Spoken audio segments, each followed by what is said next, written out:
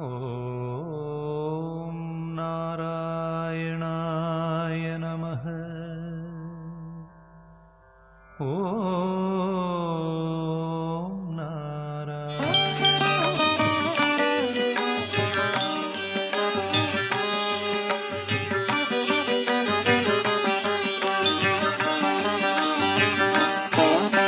श्रीदेव्युवाच देवदेव महादेव त्रिकालज्ञमहेश्वर करुणाकर देवेश भक्तानुग्रहकारक अष्टोत्तरशतं लक्ष्म्याः श्रोतुमिच्छामि तत्त्वतः।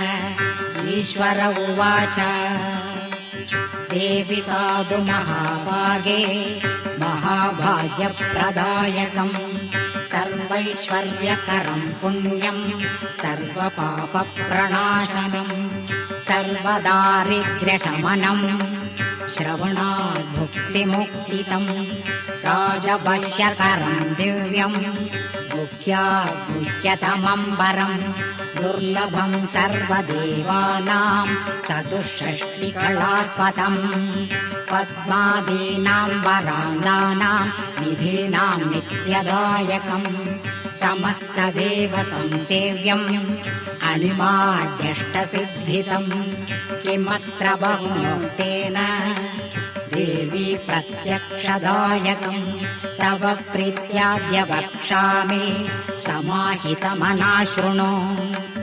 अष्टोत्तरशतस्यास्य महालक्ष्मीस्तु देवता क्लीं बीजं पदमित्युक्तं शक्तिस्तु भुवनेश्वरी अङ्गन्यासः करन्यासः श्रामित्यादि प्रकीर्तितः ध्यानम्।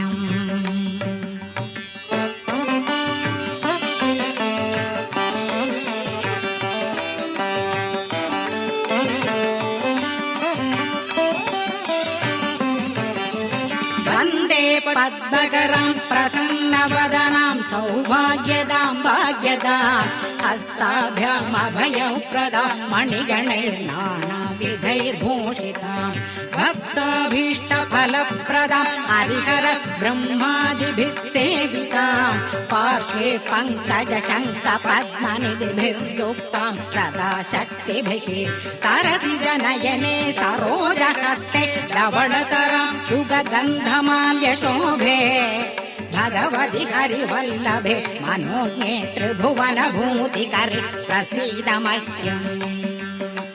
प्रकृतिं विकृतिं विद्यां सर्वभूतहितप्रदां श्रद्धां विभूतिं सुरभिं नमामि परमात्मिकाम्। वाचं पद्मालयां पद्मां शुचिं स्वाहां स्वधां सुधां धन्यां हिरण्मयीं लक्ष्मीं नित्यपुष्टां विभावरीम्। अतिथिं चतिथिं दीप्तां वसुधां वसुधारिणी नमामि कमलां कान्तां कामाक्षीरोदसम्भवाम्। अनुग्रहपदां बुद्धिं अनघां हरिवल्लभा अशोकाममृतां दीप्तां लोकशोकविनाशिनी नमामि धर्मनिलयां करुणां लोकमातरं पद्मप्रियां पद्महस्तां पद्माक्षीं पद्मसुन्दरीम्।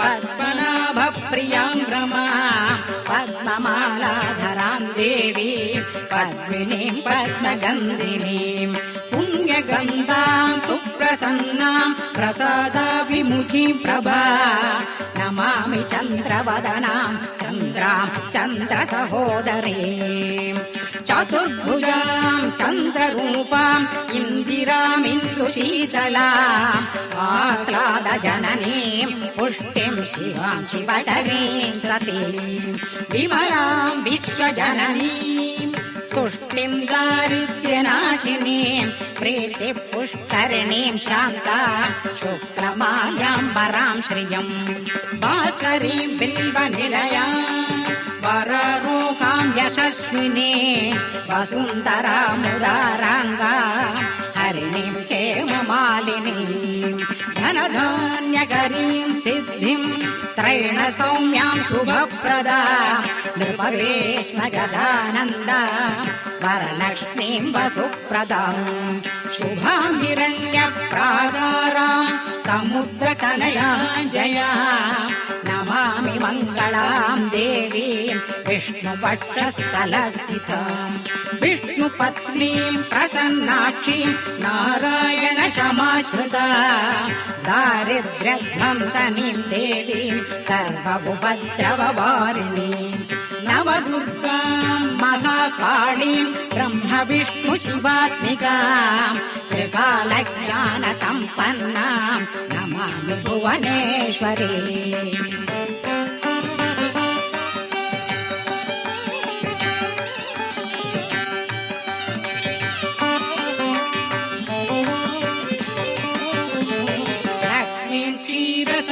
क्षीरसमुद्रराजतनयां श्रीरङ्गधामेश्वरे दासीभूतसमस्तदेववनितां लोकैकदीपाङ्कुरां श्रीमन्मन्दकटाक्षलब्धविभव ब्रह्मेन्द्रगङ्गाधरां त्वां त्रैलोक्यकुटुम्बिनीं सरसिजां वन्दे मुकुन्दप्रियां मातर्नमामि कमले कमलाय दाक्षी श्रीविष्णुकृत्कमलवासिनी विश्वमातः क्षीरोदजे कमलकोमलगर्भगौरि लक्ष्मी प्रसीद सततं नमतां शरण्ये त्रिकालं यौजविद्वान् षण्मासं विजितेन्द्रियः दारिद्र्यध्वंसनं कृत्वा सर्वमाप्नोति यत्नतः देवी नाम सहस्रेषु पुण्यमष्टोत्तरं शतं येन